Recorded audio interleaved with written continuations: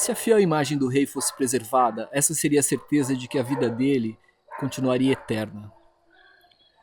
Os escultores, há 2700 anos antes de Cristo, eram responsáveis por manter a figura do rei vivo.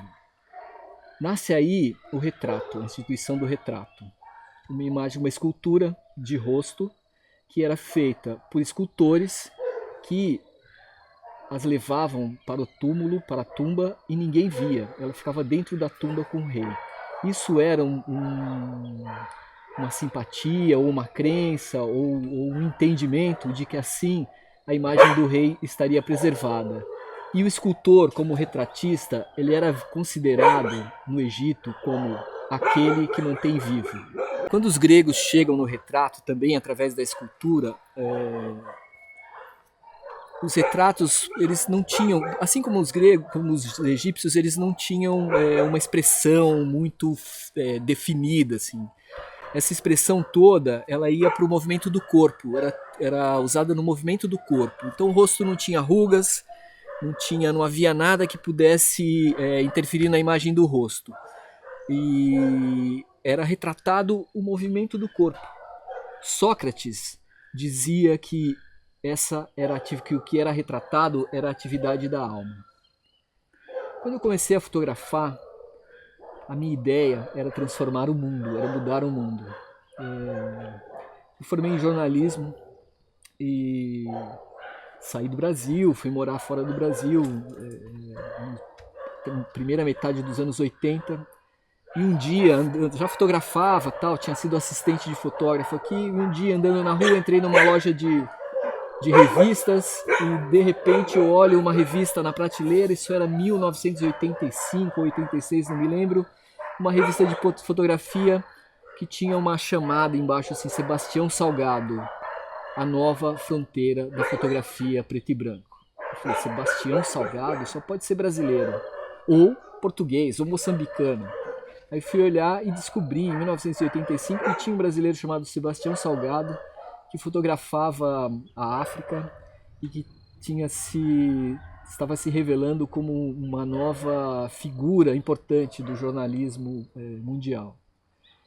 E a minha história com a fotografia começa aí. Eu comecei a fotografar, pensando em transformar o mundo. Fui fazer jornalismo, fiz estudar jornalismo. Depois de me formar, fui morar em Londres. E comecei a praticar uma fotografia de rua em Londres mesmo, naquela época, coisa que eu não fazia no Brasil. E passei um ano e meio morando na Inglaterra, voltei para o Brasil e fui procurar emprego como fotógrafo. E chegando no Brasil, fui em um monte de lugares. A gente tinha uma revista na época, que era a revista da Goodyear.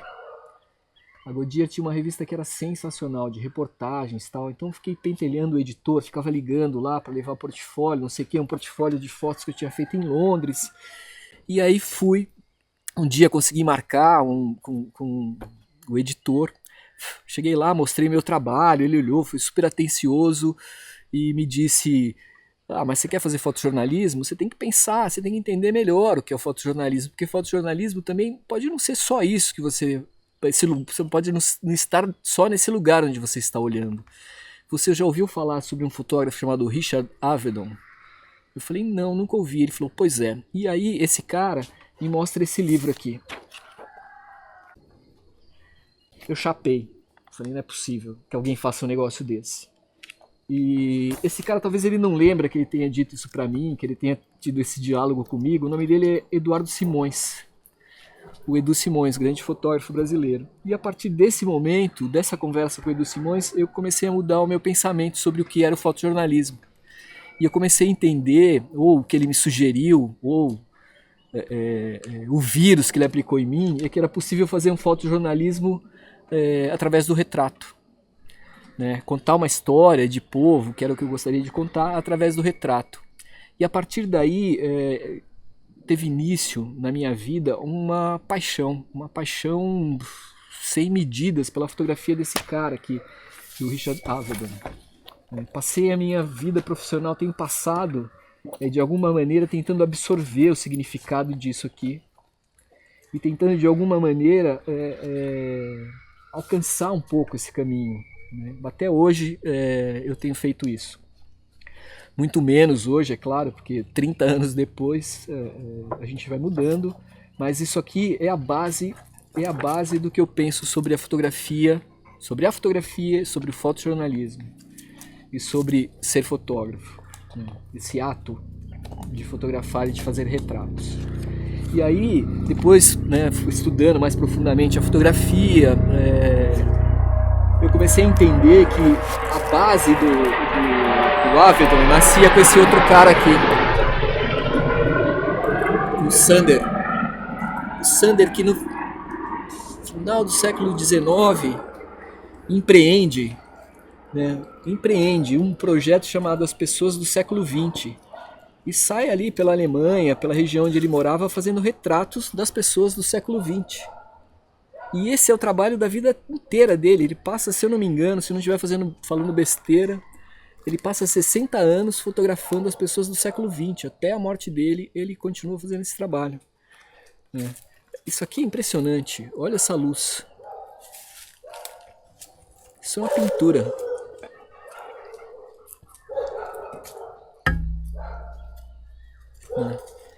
E todo o meu trabalho, todo o trabalho que eu venho realizando de lá para cá, o fundamento básico dele está aqui, está nesse caminho. E o retrato que começa lá com os escultores, eu tenho aqui uma amostra, olha, esse aqui é considerado um dos primeiros retratos da história, que na verdade é uma escultura. Uma escultura feita há 2.700 anos antes de Cristo. Que era uma representação de um faraó, de um rei, e foi enterrada junto com o rei, para assim contribuir para a preservação da representação da imagem do rei, né? E aí fui crescendo na fotografia, crescendo no jornalismo, crescendo no meu entendimento, e fui entendendo que fazer fotografia, fazer retrato, é uma construção, que começa inicialmente com uma motivação, com um princípio, com um desejo, né? O que você deseja, onde você quer chegar, qual é a imagem que você quer fazer. E depois que você tem essa constatação, quando você parte para o retrato, você tem que ser um mediador de interesses, porque o retratado nem sempre vai estar à disposição para fazer aquilo exatamente que você quer. Então você precisa ter um domínio absoluto de muitas outras coisas aí. Você precisa ser persuasivo, né? Você precisa conseguir vender para o cara o seu peixe, e convencer o cara de que esse é o melhor peixe, que não é o peixe que ele pensa que é o melhor, que você tem que convencer que o seu peixe é melhor. E muitas vezes esse cara acredita que o seu peixe é melhor, ele cai na sua, você faz a foto e você fica insatisfeito, né? E você depois olhando a foto fala, putz, eu podia ter feito outra coisa. E o cara te deu ali apenas alguns segundos ou alguns minutos. Esses dias eu vi postado numa timeline do Facebook um fotógrafo que foi pro Rio fazer um atleta e postou o resultado lá dizendo, ele só me deu 3 minutos, mas olha aqui o resultado. E é assim a vida de quem faz retrato no dia a dia, comercialmente. E eu vou dizer mais, eu vou mais fundo. Quem não faz comercialmente, ou quem faz comercialmente e não editorialmente, também não tem tantas outras possibilidades assim como a gente imagina. Fazer retrato é um desafio, mas é um desafio que envolve muitas outras coisas. E primeiro você precisa se preparar para fazer o retrato. Como é que você se prepara para fazer um retrato, né? Você precisa conhecer o cara que você vai fotografar, o mínimo possível. Na maioria das vezes, quando se trabalha no jornal, é impossível isso, né? Outras não, mas na maioria você vai fotografar um cara estranho. Eu tive uma experiência quando eu trabalhei na Folha, comecei a trabalhar na Folha no final dos anos 80 e entrei lá no time mais baixo ali, digamos, né, na hierarquia da fotografia, tinha os deuses do Olimpo, o intermediário e a galera que estava entrando. Na minha época, eu era a galera que estava entrando. E ao Olimpo da fotografia no jornal eram reservadas às melhores pautas, as pautas quentes, o futebol mais importante do final de semana, a cobertura política e tal. E para a turma de baixo, a base da pirâmide, digamos assim, o que restava era fazer os suplementos. E suplementos, na época, era retrato. Você ia fotografar o fulano de tal que desenvolveu o projeto tal para não sei aonde. O fulano de tal. E às vezes você passava um dia, você fazia 5 pautas, 5 retratos. Eu comecei a ficar um pouco entediado e um pouco assustado com isso. E na época nós usávamos filme, né? Você ia fotografar, levava um filme preto e branco e um rolo de cromo, de slide, e se fosse legal, se você achasse que a foto era legal para oferecer para a primeira página, você fazia um cromo. Depois de algum tempo mudou, você fazia negativo cor, que poderia ser copiado tanto preto e branco quanto cor, mas os filmes cromos ainda sobraram na redação, tinha muito filme vencido.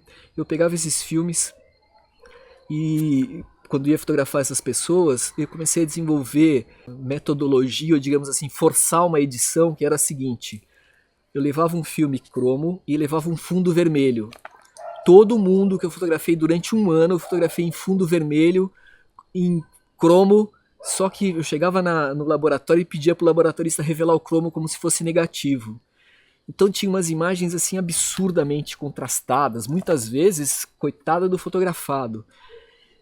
A grande diferença foi que o jornal, os editores, todos eles compraram a minha ideia. Então aquilo que era um tédio para mim, que era uma coisa que eu não sabia muito bem o que fazer, para onde ir, acabou virando um grande recurso.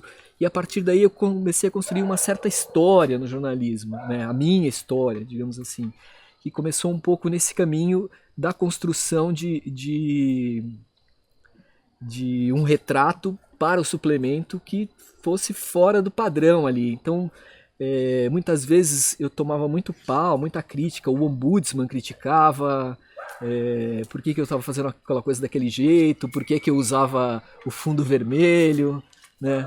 E na verdade tinha muitas explicações, também inclinava um pouco o horizonte, cheguei a receber cartas dizendo com que autoridade eu inclinava o horizonte e tal, no jornal.